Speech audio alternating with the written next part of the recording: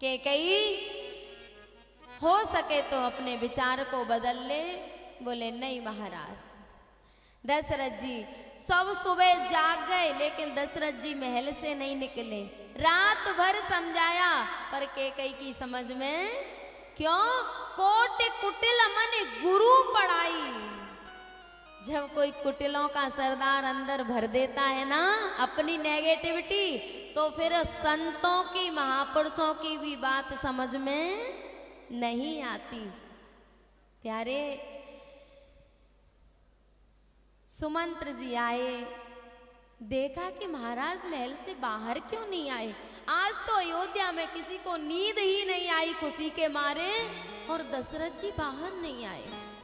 जाके देखा आसन शयन विभूषण हीना, जमीन पर दशरथ जी पड़े हैं, आसन नहीं लग रहा, कोई वस्त्र आभूषण नहीं पहने, पागल से हो गए। अरे भैया,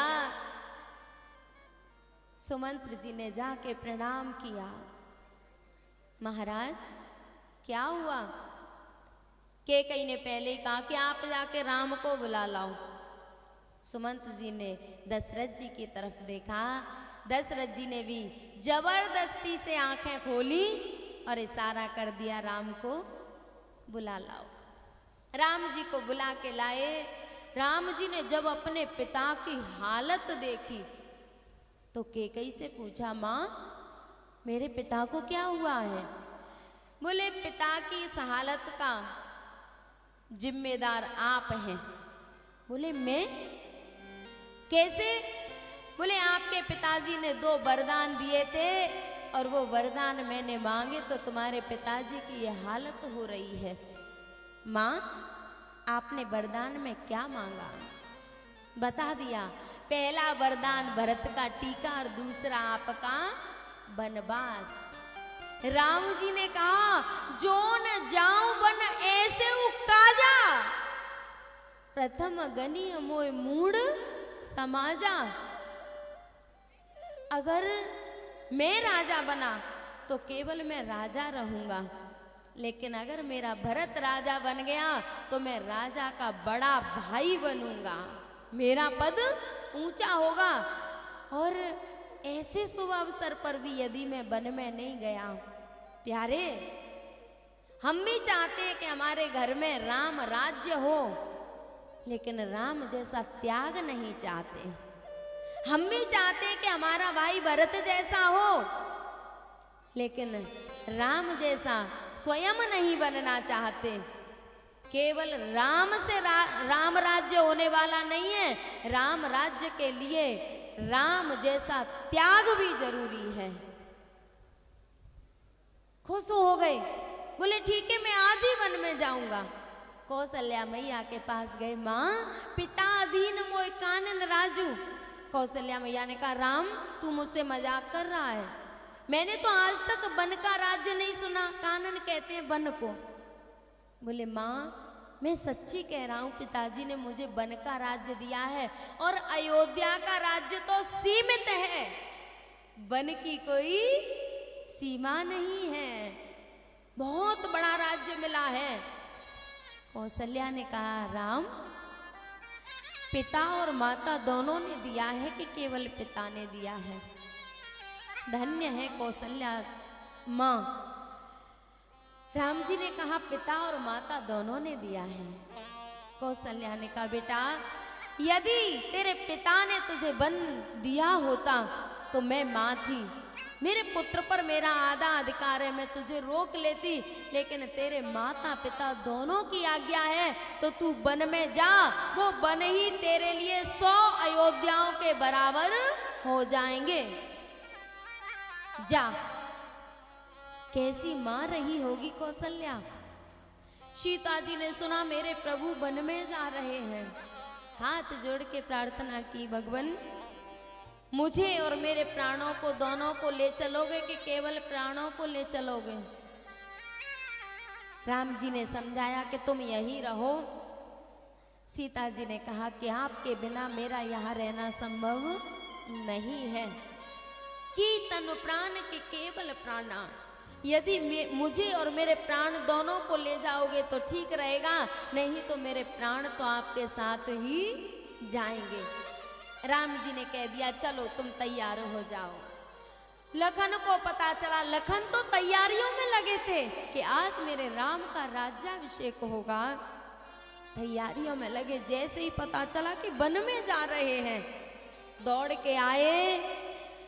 कंप पुलक तन नयन सनीरा, शरीर कांप रहा है, आंखों से आंसू बह रहे हैं।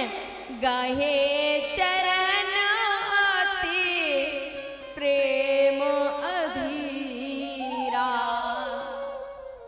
पैर पकड़ लिए राम जी के। जैसे ही राम जी ने लखन को देखा, राम बिलोक बंद कर जोरे, देह गेह सब सो तृण तोरे। शरीर कांप रहा है, आंखों से आंसू बह रहे हैं और राम जी के चरणों को आके पकड़ लिया। राम जी ने देखा कि मेरा लखन देह गेह शरीर से, घर से, संबंधियों से, सबसे नाता तोड़ के मेरे सामने खड़ा है। अगर मैं इसको नहीं ले गया तो ये बचने वाला नहीं है। राम जी ने कहा लखन तू यही रहे, माता पिता गुरुजनों की सेवा करना, और भरत भी है नहीं, शत्रुघ्न है नहीं, मैं चला जाऊंगा तो यहाँ इनकी सेवा कौन करेगा। हाथ जोड़ के लखन ने कहा गुरु पितु मातु न जानऊ काहू,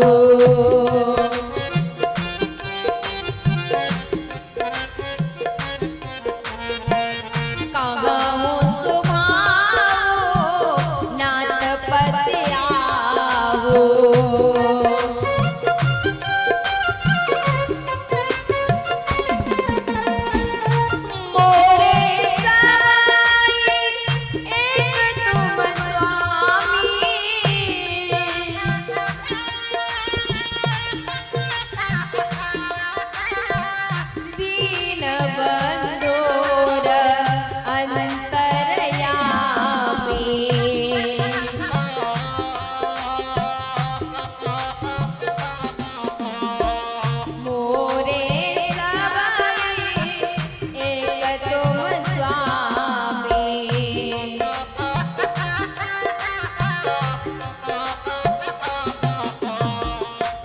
भगवान गुरु पितु मातु न जानहु काऊ। ऋषभ देव जी ने ये बात कही थी अपने 100 पुत्रों से। गुरु न सस्या स्वजनो न सस्या, जननी न सस्या, पिता न सस्या, देवं न तस्या, पति सस्या, नमोचयेद्य समुपेत मृत्यु। ऋषभ देव जी बड़े अवधूत हुए हैं। उन्होंने अपने पुत्रों से कहा, बोले बेटा जो हमें मृत्यु की फांसी से मुक्त नहीं करा देता वो गुरु गुरु नहीं है, माता माता नहीं है, पिता पिता नहीं है, पत्नी पत्नी नहीं है और देवता देवता नहीं है। जिसकी हम शरण में हैं और वो हमें मुक्त नहीं करा देता, परमात्मा से नहीं मिला देता, तो उससे हमारा कोई संबंध नहीं है। और यही बात लखन जी कह रहे हैं। गुरु पितु मातु न जानऊ काऊ, मैं किसी को नहीं जानता, मेरे तो आप ही सब कुछ हो। राम जी ने कहा लखन एक बार सुमित्रा मैया से आदेश तो लिया। दौड़ के गए और मन में संकोच करते जा रहे हैं कि यदि माँ ने मना कर दिया तो मैं रुक तो पाऊंगा नहीं, कहीं ऐसा ना हो कि माँ मना कर दे। सोचते हुए जा रहे हैं, लेकिन जिसका बेटा लखन जैसा हो उसकी माँ कैसी होगी। जैसे ही सुमित्रा मैया के पास पहुंचे, माँ राम वन में जा रहे हैं। सुमित्रा मैया ने कहा राम वन में जा रहा है? बोले हाँ, तो तू यहाँ क्यों खड़ा है? कैसी माँ रही होगी? बोले मेरा राम वन में जा रहा है और तू यहाँ क्यों खड़ा है? तेरा तो जन्म ही राम की सेवा के लिए हुआ है। और प्यारे राम लखन जी ने कहा कि मुझे राम जी ने ही भेजा है कि माँ से आज्ञा लेके आ।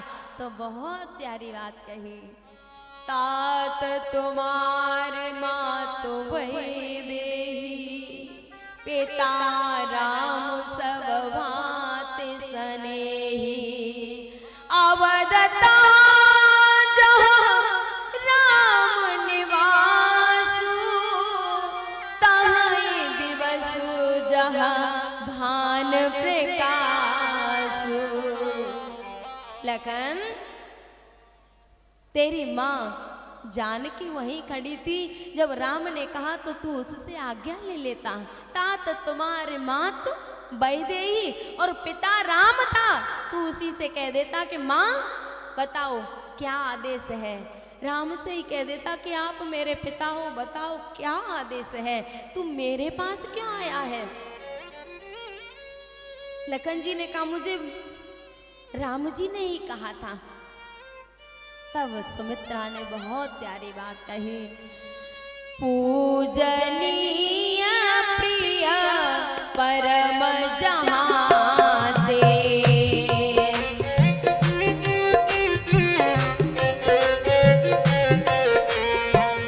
सब मानिय राम के नाते।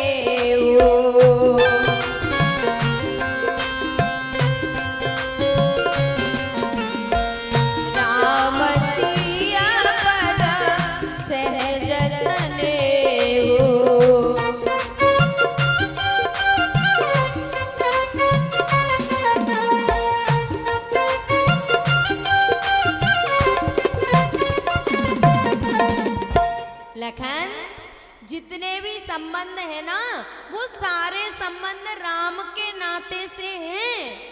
राम के अलावा हमारा इस संसार में कोई संबंधी नहीं है।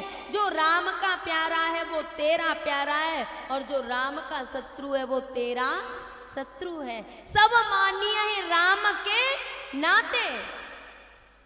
कैसी माँ रही होगी। और प्यारे कौशल्या मैया ने कहा बेटा, सुमित्रा मैया ने कहा बेटा, अगर तू इस देह में फंसा हुआ है, मैं तो समझ रही थी कि तू विदेह कुमारी है सीता जी, विदेह कुमारी का बेटा है तो देह के नातों से ऊपर उठ गया होगा, लेकिन अभी देह के नातों में फंसा है। तो मैं आदेश देती हूँ, जा, राम वन में जा रहा है तो तेरे लिए अयोध्या में कोई काम नहीं है, जा। और प्यारे आदेश दे दिया। और एक प्रार्थना करूं, जब राम वन में जा रहे हैं ना, कौशल्या मैया से विदा लेके गए हैं, के कैसे विदा लेके गए हैं, सुमित्रा मैया के पास नहीं गए। सोच रहे हैं कि यदि मैं जाऊंगा तो माँ ये ना सोच ले कि मैं लखन को मांगने आया हूं। और सुमित्रा मैया भी जब राम जा रहे हैं तो विदा करने नहीं आई। मन में संकोच है। जिसने अपने पुत्र को, 2 पुत्र हैं, एक को राम की सेवा में लगा दिया और एक को राम के भक्त भरत की सेवा में लगा दिया, और फिर भी इतना संकोच कि कहीं मेरा राम ये ना सोच ले कि मैं अपने पुत्र को देने आई हूं। राम चले गए, लेकिन सुमित्रा मैया अपने कक्ष से बाहर नहीं निकली। लखन से कह दिया,